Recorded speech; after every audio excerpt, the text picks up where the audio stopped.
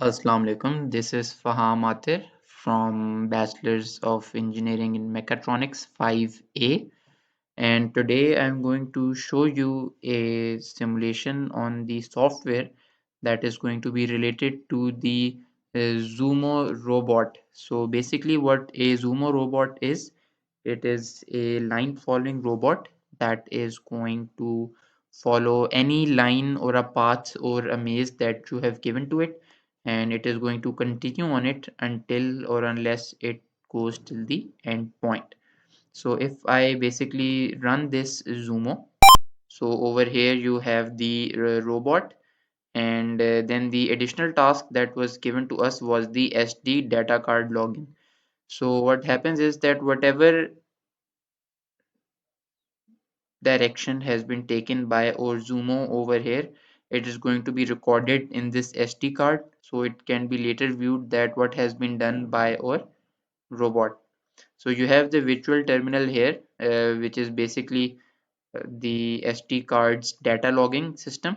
So if I push this Zumo button over here, the Zumo is going to operate. So you can now see over here.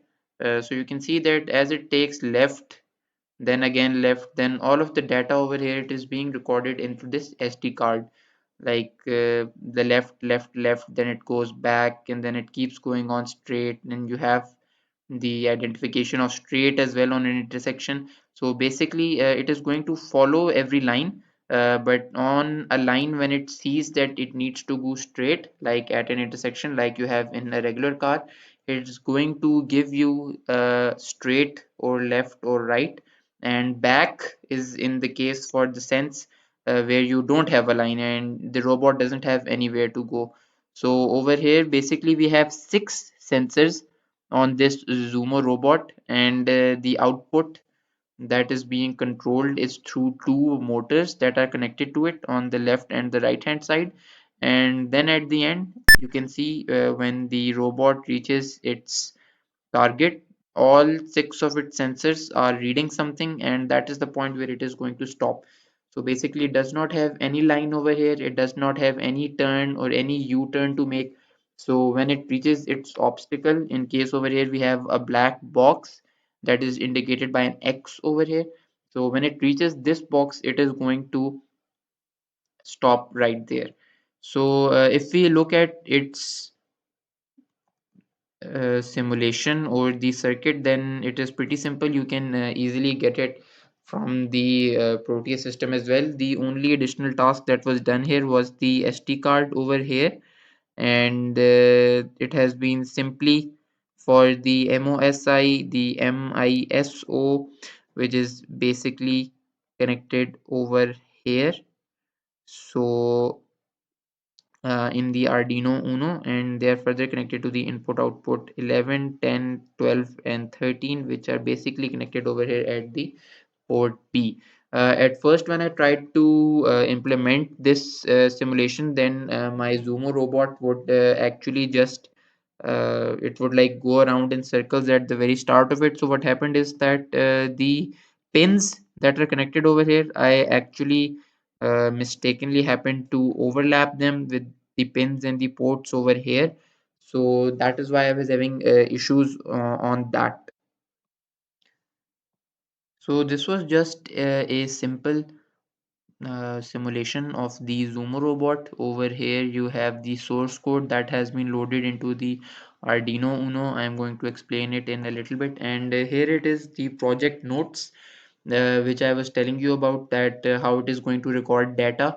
So over here you have the left straight, left back straight, back left, right left, and all of these functions are basically being recorded here in this project notes or a txt file. You can like try to make it in notepad as well, but since this is a built-in notepad that has been given by the Proteus simulation, so I have just done it over here. You can do it in the notepad as well if you like it and if it is feasible for you.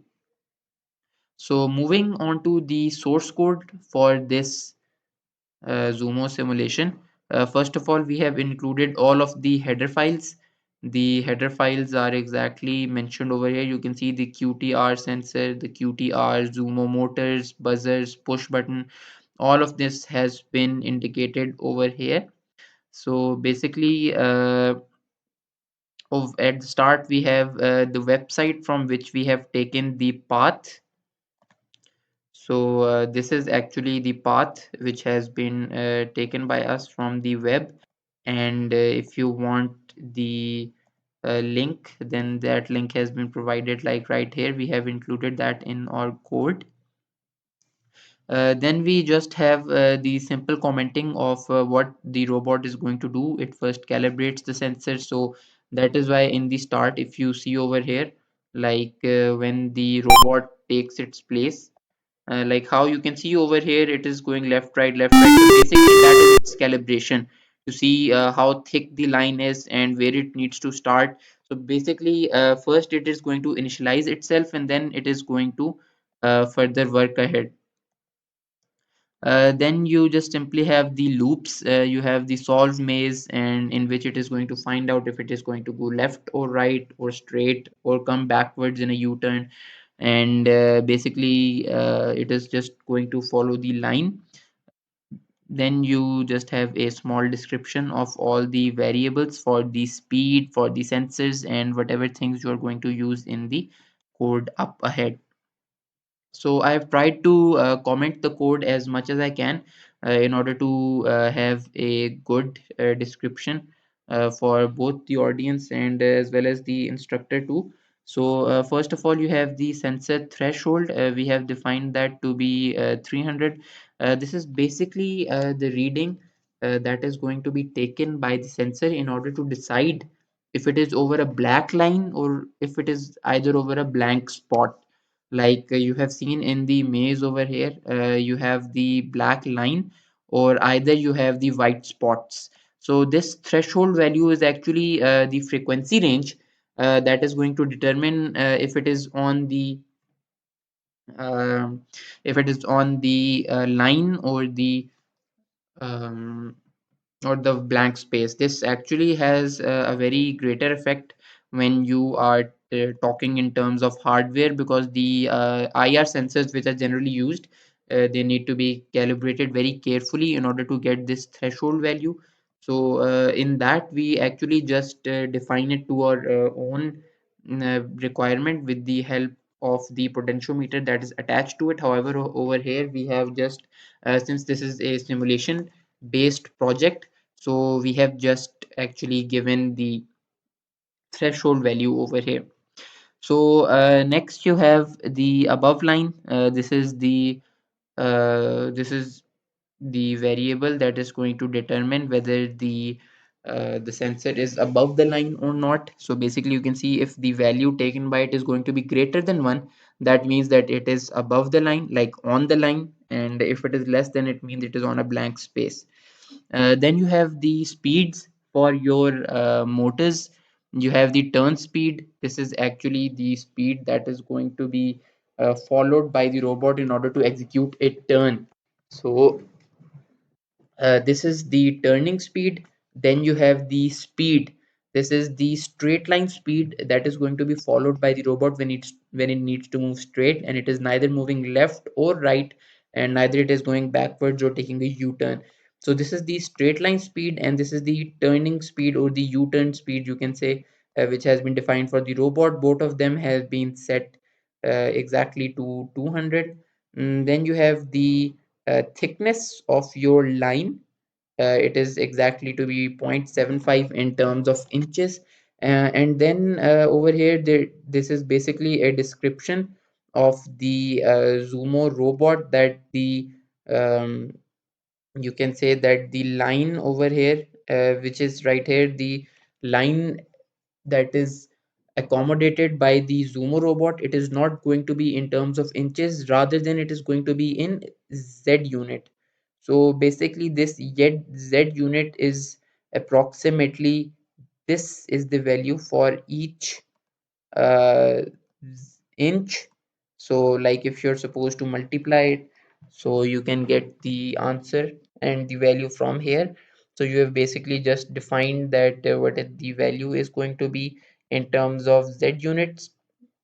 Then you have obviously your robot needs to stop at some point. Like it is not that it is going to continue in an infinite way. So basically you have the overshoot function which is going to stop the robot when it reaches the end, like over here. Like when it reaches the end point and it has all sensors like indicating a black spot, it is going to stop over there. Then you have the simple declaration of your functions. You have the Zumo buzzer, you have the reflectance sensors, the motors, the push button, and everything. So first of all, you have the array of a path.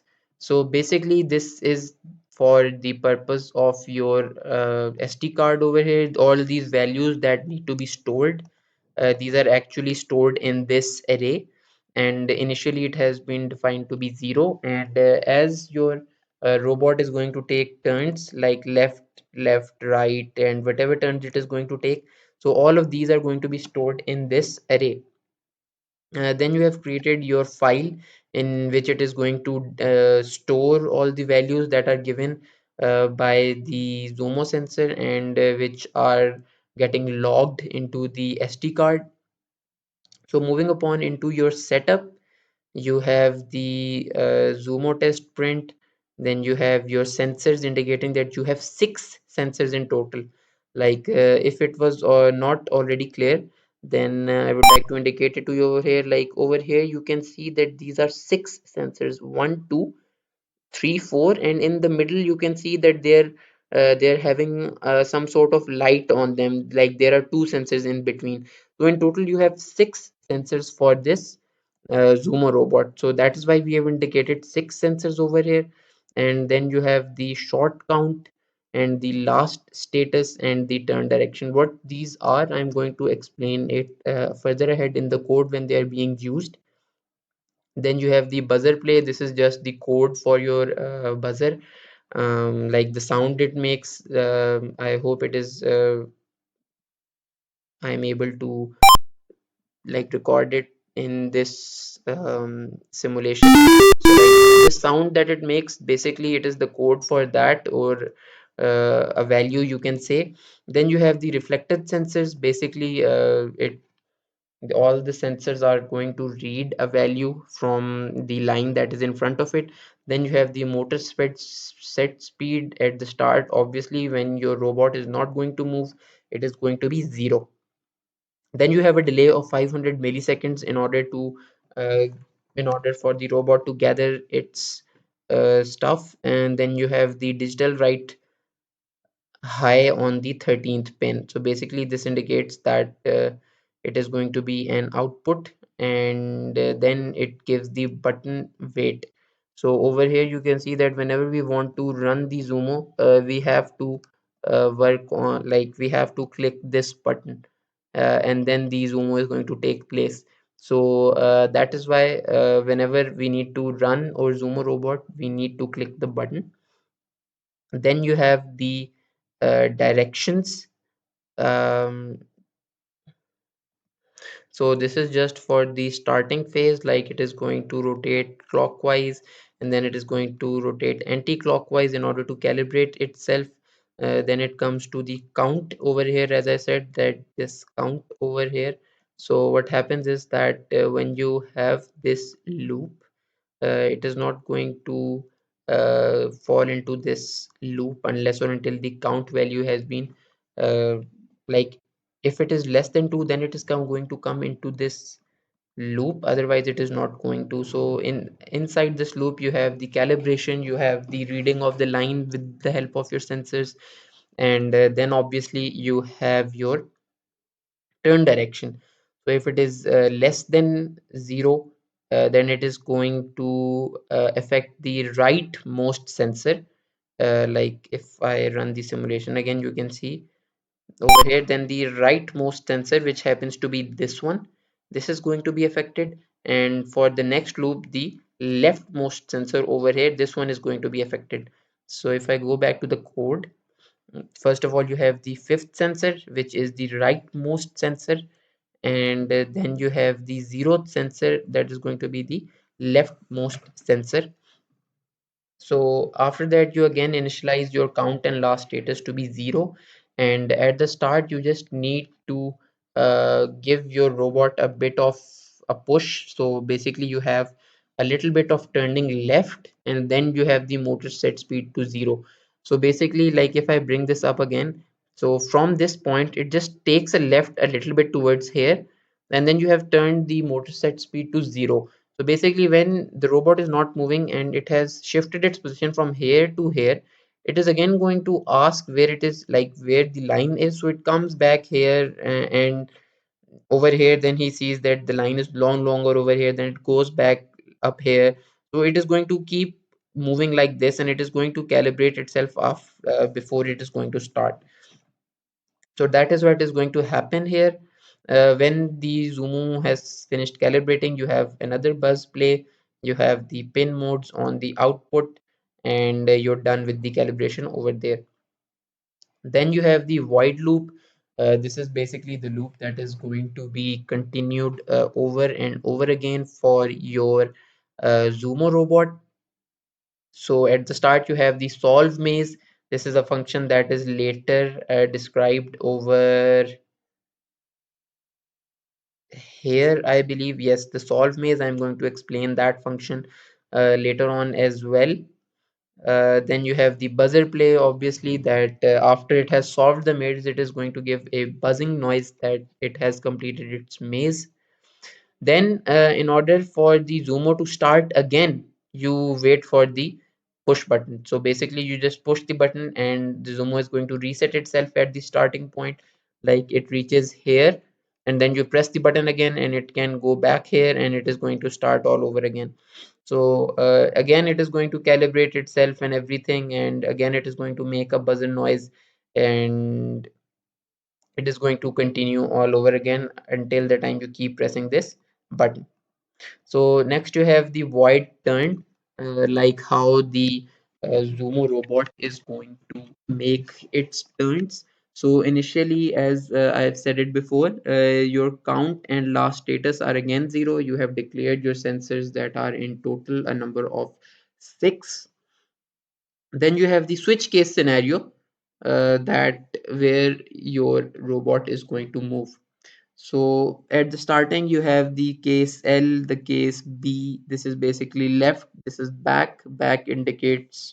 Um, Back is going to indicate a U-turn. So we have actually started off with this because if we take a circle, then in a circle, what happens is you have the 90 degrees over here, then you have the 80 up here, 180, sorry, up here, then you have the 270 up here, and then you have the 360 right here. So what happens is that you have the case L that is going to follow for the turning left. Then you have the turn left over here, and you can see that the speed over here, one of the motors is being turned off and the other motor is being turned at its normal speed, which was set before to be 200. So what happens is that one of the motor turns off and the other one starts itself. The right one, like you can see over here, the right one has its speed. So when the right motor is active or it is rotating, then it is going to make a left turn like this. Similarly, if it wants to take a right turn, which is the case R, then the left motor is going to be operated. So when the left motor operates, it is going to take a right turn. So this is what we are going to do in the turning of this robot. Then obviously you have the counts over your lines. The first sensor is obviously the one that is going to be second to the left of the side, and then you have the fourth one that is going to be the second to the right of the side. Then you have the case S, that is the straight one, and over here you can see that we're not going to do anything, and it is just going to follow the straight line, and there is no need for the incrementing or decrementing of the value of count or the last status. So then over here you have the select turn. Basically this is just the function that is used for the SD card data logging. So over here you can see that if it is found left, then you can make a left turn and it is going to print it in the file. So basically this serial print n is for the virtual terminal, and then you have um, the print L, which is going to go in your txt file, which in my case is the project notes. So similarly it is going to return L, that it is also going to make a left turn, obviously, that if it does find the left, it is going to make a left turn and it is going to display it on the virtual terminal as well as the txt file as well. Similarly, for the straight function, you have this serial print of straight, you have the file print into the straight, and it is going to return S, that indicates straight. Similarly, for right, you have R, and for back, which is U-turn, you have the B. So this is simply for the data logging in your SD card or the TXT file. Then you have the follow segment. So basically, you can consider this maze to be divided into different segments. Like you have the first segment over here, the second one, third one, and you can go on. So what happens here is that after every segment, like if I move here, it is going to take a left turn, and after this, it is going to discard this segment, and now this is the new segment for this. So this is what is being happen in this part of the code over here. You again have the positioning of your sense of your robot, then you have the six sensors of it, and then you have the power difference. So the power difference is basically the difference between your two motors. Like you have the speed of them, you're going to decide that if the speed of the motors is different, and if it is, then it means it is going to take a turn, and when it does take a turn, it means it is time for the robot to move on to the next segment. As I said, these are all small segments and it needs to move into the next segment. So basically you have this over here, that if the power difference is greater than speed, then it is going to be the power difference is speed, and if it is less than speed, then it is going to be negative speed. So this is basically for the turning into left or the turning into right and setting the speed of the motors. And then over here you have the description that the 1, 2, 3, and 4 sensors, that are basically the four sensors that are at the at the center, sorry, which are used for moving the straight line. You have the 0 and the 5 sensors for detecting left and right. So the 0th sensor is the one that is at the leftmost side, and the 5th is the one that is at the rightmost side. In between you have the 1, 2, 3, 4. All of these sensors are going to be used for the calibration into moving straight ahead. So basically, you have the statement here that if there is no detection from your sensor, like you can see 0, 1, 2, 3, 4, 5. So all of your sensors are here, and if you can see that there is a knot with them as well. So if it is not going to find a line anywhere, then your robot is going to stop. It has been indicated to the robot that it is a dead end, and thus your robot is going to stop over there. However, in another case, when you have the sensors on your left or your right, that is the 0th and the 5th one, then indicates that it has found an intersection. So at an intersection, it needs to decide whether it needs to go to left or it needs to go right. So basically, you have the if else if statement right here. Then you have the solve maze function, which is actually the most critical one throughout this loop. You have the found left 0, found straight 0, found right 0. Like as I had indicated earlier, that if it is going to find left, it needs to go left and print left as well, L for left. So basically that is what is being happen in this solve maze over here. You have all of your six sensors. It is going to read the line from this sensors, and then you have your if statement, that if it finds on the leftmost line, if it finds something on the 0th sensor, which is the leftmost sensor, please take a left, and if you have on the 5th sensor, which is the rightmost sensor, take a right. Similarly, it is going to drive, like after it has passed this segment, it is going to go straight ahead, both the motor speed are going to be equal. This indicates that it is going to go in a straight line. And then again, when it finds the intersection, it is again going to um, run into this loop. You can call actually this is the if statement. So basically it is going to execute this if statement again for having some line on your left side, it is going to turn left. For having something on your right, it is going to turn right. Similarly, it goes on ahead a bit, and then you have the overshoot function that stops it for the later segment in order to determine if it has to go right or left. Then again, you read all of your sensors, you read every line, every part of it, and then again you have the moving left or the moving right. Then you have the last statement that if 1, 2, 3, and 4. So basically, again, 0 and 5 are the sensors that are used for moving left or right.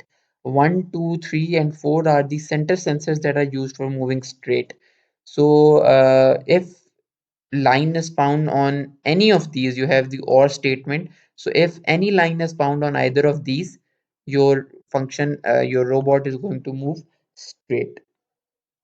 So it is just going to move straight ahead, and then at the end you can see that when it has like at on all of the sensors it has nothing, then it is the speeds of the motor is going to be 0 and it is going to stop right there. Then you have the finish line. The finish line is basically when you have no line and you have a line at your back. This is the function for the U-turn, you may say. So basically, what happens is that when your sensor is unable to detect anything, it has a blank spot. Like if your robot is here, it moves up ahead a little bit, and you see all of this blank space, and your sensor is unable to detect anything.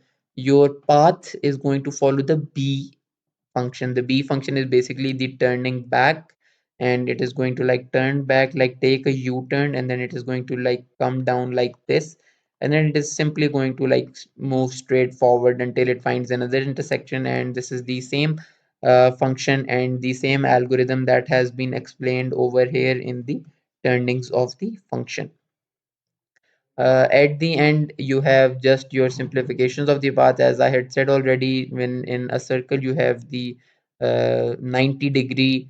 Over here, you have the 180-degree straight ahead. You have the left on your 270-degree and your back at the uh, back over here. So that is what is happening over here. You have the R case that is on the right, it is going to take a 90-degree. On the left, you have 270 like right here. So it is going to take a left, and for the case of brake, it is going to come back. These are basically the switch case statements. So you when you have the 0 degrees of angle, it is going to move straight.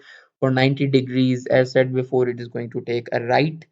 For 270, it is going to take a left, and for the 180, it is going to take a U-turn. At the end, you have the void SD, which is basically the virtual terminal setting um, for the SD card logger and for how the data is going to be displayed in the virtual terminal. So basically you have done just basically you have printed everything over here what is being done by your robot, or you can see that it is writing to test txt dot txt over here in order to put it in your either notepad or the project report, then testing 1 2 3, and this basically just moves on until your robot has completed its structure. Like if I may run the system again, so you can see over here that it just starts initializing SD card, initialization complete, writing to test, etc. And then when you start this robot, then it is going to give you all of the values that it is going to take a straight, then it is going to take a left, and it just everything is going to be displayed on this virtual terminal, and all of what is happening here has been put into code right here, like the testing, the test, and everything. And you can see over here as well that the Zumo test and the testing, the initialization, all of this has been written over here. So this was the Zumo simulation. Generally, we are doing this over on our hardwares, but apparently because of the COVID situation, we had to do it over simulation part, and we were supposed to get done with this. So this was the simulation part that includes the Arduino Mega 328, an SD card logger, and the Simply Zumo Robot setup, which can be easily made for a line following car. So that is it from my side. And if you have any queries or any questions, you may leave them in the comment section. Thank you.